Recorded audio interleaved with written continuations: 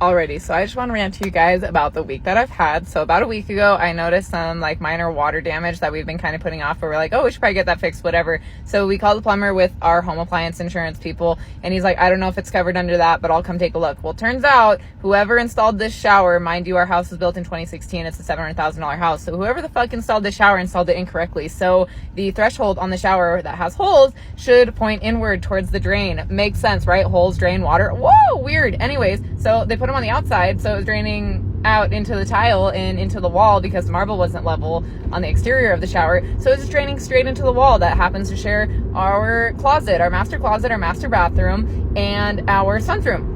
And so this is going to cost like 15 to 30 grand in damages. They don't really know. They're like, we might have to get the whole thing for 30. Maybe we'll save some and it'll only be 15. Woohoo. Well, insurance damages only usually cover about 5K in mold damage, and then obviously up to what the home worth for the other stuff. So we're still trying to like determine whether or not they'll cover it, because they're trying to say, oh, you bought a bad house, so how is that our fault? Why should we have to cover it? And we're like, oh, awesome, insurance is so fun. Anyways, so our son, who is autistic and very low functioning, we're trying to figure out why his immune system always sucks. He is constantly sick, and like, it'd be normal if he went to daycare.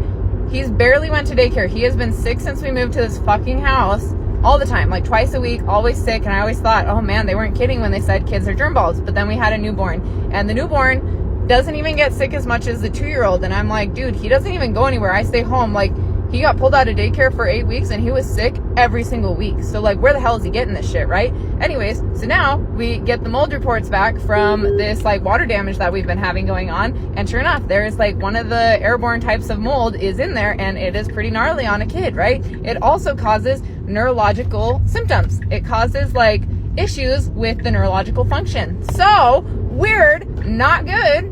Anyways, so I call his pediatrician. His pediatrician's like, okay, you know, like, I'll refer you to an allergist and they can test for the mold toxicity. And I was like, awesome, cool, whatever. Well, the allergist was scheduled out for 2.5 months. Go us, right? Go figure, duh. Anyways, so I start calling around. I'm calling all these different like Instacares, ERs, whatever. No one wants to do it. Well, I sit on hold with this secretary for an hour to find out if they can do it. She goes, talks to doctors, whatever, comes back after an hour and said, yes, if you come in here and they deem that they can do it, they can do a mold toxicity. It'll be sent out to some other lab, and then we'll give you the results in the MyHealth. Go IHC, right? Anyways, we get there, and this doctor, like, I wait 45 minutes to get back there. They put me in a room. I fed my kid a banana crackers, spaghetti, and changed his diaper. We were there for like an hour 20 before the doctor even bothered to come say, hey, what's up?